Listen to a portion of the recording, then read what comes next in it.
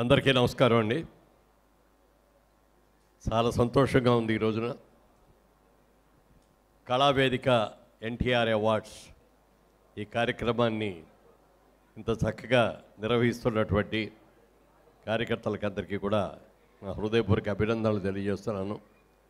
ముందు ముఖ్యంగా ఎన్టీ రామారావు గారి పుత్రుడు ఎన్టీ రామారావు గారి ఎన్ఏటి సినిమాలకన్నిటికీ కూడా director of photography cameraman Shri Mohan Krishna garu వచ్చి వారి చేతుల మీదుగా ఈ అవార్డులు ఇవ్వటం, అలాగే మా అమ్మాయి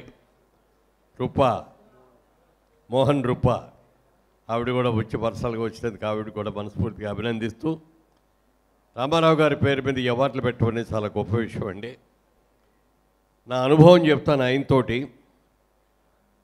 నేనేదో సినిమాలో వయసు వచ్చిన పిల్లను సినిమా షూటింగ్ జరుగుతుంటే ఎన్టీ రామారావు గారి మేకప్ మ్యాన్ పీతాంబరం గారు, శేఖర్ గారు అని కెమెరామ్యాన్ వాళ్ళిద్దరు షూటింగ్ దగ్గరకు వచ్చారు. ఏమండి, యాదవ్కి భారత్ అని హిందీ సినిమా మేము కొన్నాం, దాన్ని ఎన్టీఆర్ గారితో తెలుగులో తీయబోతున్నాం, అందులో క్యారెక్టర్ మీరు చేస్తాను బాగుందని మీ దగ్గరికి వచ్చాం. అయితే ఒక కండిషన్ అండి, రామారావు గారు మిమ్మల్ని చూడలేదు, మిమ్మల్ని అక్కడికి తీసుకువెళ్తాం, ఆయన చూసి ఓకే అంటే ఈ క్యారెక్టర్ మీకేనండి అన్నారు. తప్పకుండానండి, ఆ విధంగా అన్న వారిని దర్శనం చేసుకొని వారి ఆశీస్సులు తీసుకునే అవకాశం వస్తుందని చెప్పి వెళ్ళడం జరిగింది. స్టూడియోలో అప్పుడే ఆయన టచ్అప్ చేసుకుంటున్నారు. తలుపు తీసి మేము లోపలికి వెళ్ళగానే ఆయన చూస్తే అద్దంలోంచే చూసినట్టున్నారు. రండి బ్రదర్ మురళీమోహన్ గారు అన్నారు. నాకు కొంచెం ఇబ్బంది అనిపించింది. సార్ మీరు గారు అంటారు ఏమిటంటే, మాకు అందరినీ కూడా గౌరవించడం అలవాటు, నేను ఎవరినైనా సరే నువ్వు అని అన్నాం అని చెప్పి ఆయన అంత గొప్ప విషయం. నాకు తెలియకుండానే ఆయన చూడగానే వెళ్ళి ఆయన పాదాలకు నమస్కారం చేశాను. జనరల్గా మనకి ఎవరికి కూడా పల్లెటూరు నుంచి రావడం, ఎవరైనా అంటే మహా అంటే నమస్కారం అండి అంటే తప్ప కాళ్ళకి దండాలు పెట్టడం కుదరదు, తెలియదు. కానీ ఆయన చూడగానే, ఆ పర్సనాలిటీ చూడంగానే నాకు తెలియకుండా వెళ్ళి ఆయనకి పాద నమస్కారం చేశాను. బ్రదర్ మీ గురించి విన్నాం, మిమ్మల్ని చూడలేదు, కానీ చాలా మంచి క్యారెక్టర్ ఇది, చెయ్యండి మంచి పేరు వస్తుందంటే, తప్పకుండా అన్నగారు మీ ఆశీస్సులుండి మీరు ఆ క్యారెక్టర్ ఇస్తే చేస్తాను తప్పకుండా అన్నారు.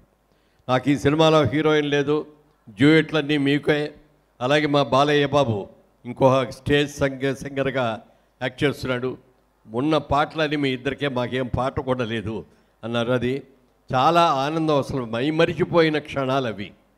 ఆ రోజున ఎంజి రామచంద్ర గారు వచ్చి క్లాప్ కొట్టడం, బాలయ్య బాబు మీద ఎన్టీఆర్ గారి మీద మధ్యలో నేను ఉండి అది మేము ఫస్ట్ షాట్లో యాక్ట్ చేయటం అనేది జీవితంలో మరిచిపోలేని సంఘటన.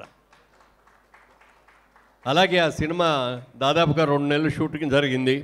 ఆ 2 నెలల్లో కూడా ప్రతి క్షణం కూడా నందమూరి వారి ఇద్దరు తండ్రి కొడుకులు ఇద్దరి మధ్యలో నేను కూడా కలిసి నటించడం నా అదృష్టంగా భావించాను.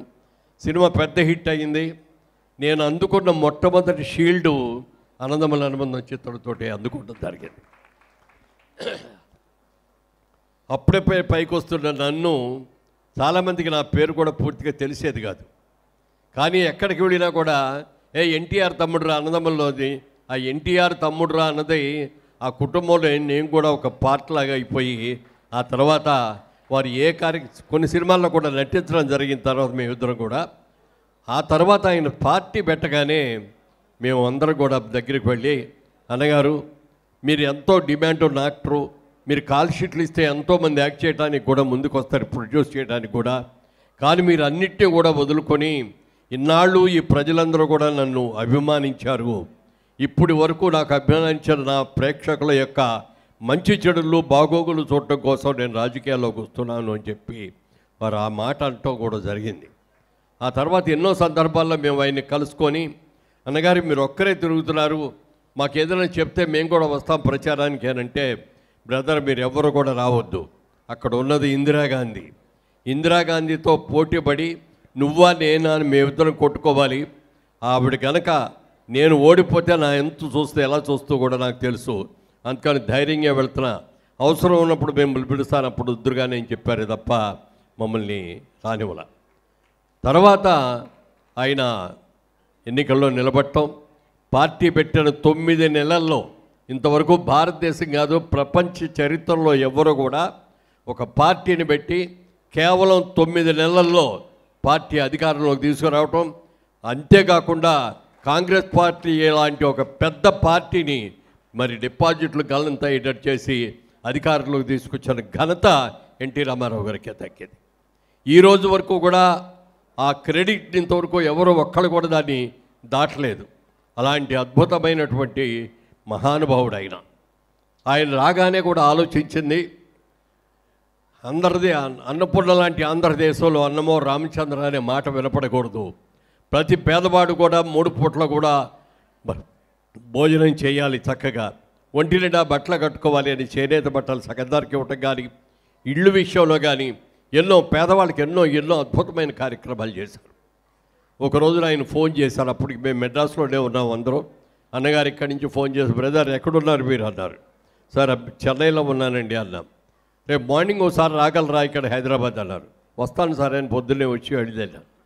బ్రదర్ రాజమండ్రి నుంచి మీరు ఎంపీగా పోటీ చేస్తే బాగుంటుందని అనుకుంటున్నాం మేమందరం, మీరు పోటీ చేయాలన్నారు. నాకు కళ్ళు తిరిగిపోయినట్టు అనిపించింది. నేనేమిటండి రాజకీయాలు ఏమిటి, మీరు వెళ్ళారంటే మీరు ఎన్నో త్యాగాలు చేసి వచ్చారు, నా లాంటి వాళ్ళు కాదండి అని అంటే, లేదు బ్రదర్ బాగుంటుంది నేను చెప్తున్నాం కదా, పిలిచి మరీ ఇస్తున్నాం, నన్ను 4 రోజులు టైం ఇవ్వండి సార్, ఒకసారి ఆలోచించుకొని వచ్చి చెప్తానన్న. అలాగే బ్రదర్ ఆలోచించుకొని వచ్చి ఓకే అనండి అన్నారు. అప్పుడు కూడా సరే 4 రోజులు అయిన తర్వాత వెళ్ళి, అన్నగారు క్షమించాలి, మీరు ఇంత ఆప్యాయంగా నన్ను పిలిచి ఇచ్చినందుకు నాకు చాలా చాలా సంతోషం అండి, మీలాగా నేను అన్నీ త్యాగం చేసి రాలేను, నేను ఇప్పుడిప్పుడే పైకి వస్తున్నాను, ఇంకా నా పిల్లలు చదువుకుంటున్నారు, క్షమించండి అన్నగారు అంటే, okay brother it's all right అన్నారు. అలా ఎన్నో సందర్భాలుగా ఆయన ఎన్నో ఆశీస్సులు అందజేశారు. అలాగే ఫిల్మ్ డెవలప్మెంట్ కార్పొరేషన్ చైర్మన్గా కూడా ఆయనే పిలిచి, బ్రదర్ మన ఇండస్ట్రీ అంతా కూడా మెడ్రాస్ నుంచి హైదరాబాద్ వస్తుంది, ఈ సందర్భంలో నీలాంటి వ్యక్తులు ఉండాలి, అందరినీ కలుపుకుపోయే వ్యక్తి ఉండాలి, కాంట్రవర్సీ అనేది లేకుండా ఉండే వ్యక్తి ఉండాలని చెప్పి ఆ బాధ్యత నాకు అప్పగించడం కూడా జరిగింది. అలాంటి మహనీయుడు, వారి కుటుంబంలో నేను పుట్టకపోయినా ఎన్టీఆర్ తమ్ముడుగా నందమూరి వారికి సంవత్సరంలో నేను కూడా ఒక మెంబర్నని నేను ఆనందంగా ఫీల్ అవుతూ ఈరోజు ఈ కార్యక్రమం చేస్తూ ఎన్టీఆర్ గారి నేషనల్ అవార్డు, ఎన్టీఆర్ గారి లైఫ్ అచీవ్మెంట్ అవార్డు నాకు ఇచ్చి మరి ఈ రోజున సత్కరించినందుకు మా సోదరుడు మరి మోహన్ కృష్ణ గారికి, మోహన రూప గారికి అందరు కూడా కృతజ్ఞతలు చేస్తూ మరి ఈ కార్యక్రమాన్ని ఇంత అద్భుతంగా నిర్వహించిన అందరికీ కూడా నా హృదయపూర్వక నమస్కారాలు తెలియజేస్తూ సెలవు తీసుకున్నాను. జై హింద్.